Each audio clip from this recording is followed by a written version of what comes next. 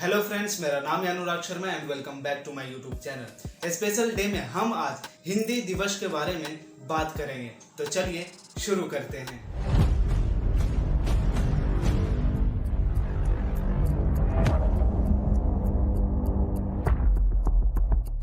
आज देश में हर साल की तरह इस साल भी 14 सितंबर को हिंदी दिवस सेलिब्रेट किया जा रहा है। आज के ही दिन हिंदी को देश की ऑफिशियल लैंग्वेज का दर्जा दिया गया था। आज कई देशों में लोग हिंदी भाषा का इस्तेमाल करते हैं। एक स्टडी के मुताबिक दुनिया भर में बोली जाने वाली तीसरी सबसे बड़ी लैंग्वेज हिंदी है। 14 सितंबर एक ऐसी तारीख है जिस दिन हमेशा अंग्रेजी बोलने वाले ज्यादातर भारतीय भी हिंदी को याद कर लेते हैं। ये अलग बात है कि दुनिया भर की प्रमुख भाषाओं में से एक हिंदी आज अपने ही देश में अपने अस्तित्व के लिए लड़ रही है। देश भर में हर साल 14 सितंबर को हिंदी दिवस सेलिब्रेट किया जाता है, मगर क्या आपको पता है कि इस तारीख को ही हिंदी दिवस क्यों सेलिब्रेट किया जाता है? तो आइए हम आपको बताते हैं इसकी वजह। 14 सितंबर 1949 को बनी राष्ट्र की ऑफिशियल लैंग्वेज 6 दिसंबर 1946 को आजाद भारत का संविधान तैयार करने के लिए संविधान सभा का गठन हुआ। सच्चिदानंद सिन्हा को संविधान सभा के अंतरिम अध्यक्ष बनाया गया। इसके बाद डॉक्टर राजेंद्र प्रसाद को इसका अध्यक्ष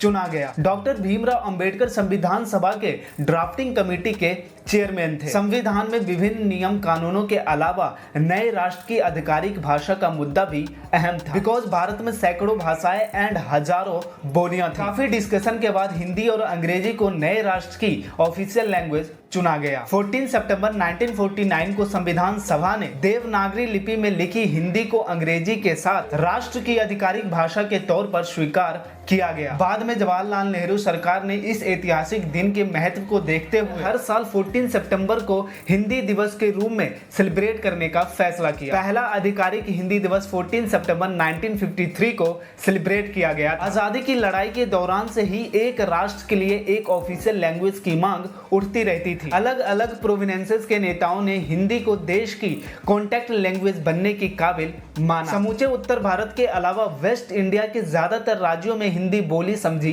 जाती थी, मगर साउथ इंडिया राज्यों एंड नॉर्थ ईस्ट के राज्यों के लिए हिंदी पराई भाषा थी। इसलिए आजादी के बाद हिंदी को देश की राजभाषा घोषित नहीं किया गया। कॉन्स्टिट्यूशन के आर्टिकल 351 के तहत हिंदी को अभिव्यक्ति के सभी माध्यमों के रूप में डेवलपमेंट एंड प्रमोट करने की रिस्पॉन्सिबिलिटी सेंट्रल गवर्नमेंट की है। उस टाइम के लोगों का सोचना था कि सरकार हिंदी का प्रोपेगेंडा करेगी और जब ये पूरे देश में कॉमन एग्रीमेंट एक्सेप्ट हो जाएगी तब इसे राजभाषा किया जा सकेगा। जब अंग्रेजी को ऑफिशियल लैंग्वेज के तौर पर हटाने का वक्त आया तो देश के कुछ हिस्सों में प्रोटेस्ट शुरू हो गए। साउथ इंडियन राज्यों में हिंसक प्रदर्शन हुए। तमिलनाडु में जनवरी 1965 को लैंग्वेज कंट्रोवर्सी को लेकर दंगे भड़क उठे। उसके बाद सेंट्रल गवर्नमेंट ने कॉन्स्टिट्यूशन अमेंडमेंट करके अंग्रेजी को हिंदी के साथ साथ भारत की आधिकारिक भाषा बनाए रखने का प्रस्ताव पारित किया। आधिकारिक भाषा के अलावा भारत के संविधान की 8वीं अनुसूची में 22 भाषाएं शामिल है। तो आज के लिए बस इतना ही, और अगर आपको इस वीडियो को लेकर कोई भी शिकायत हो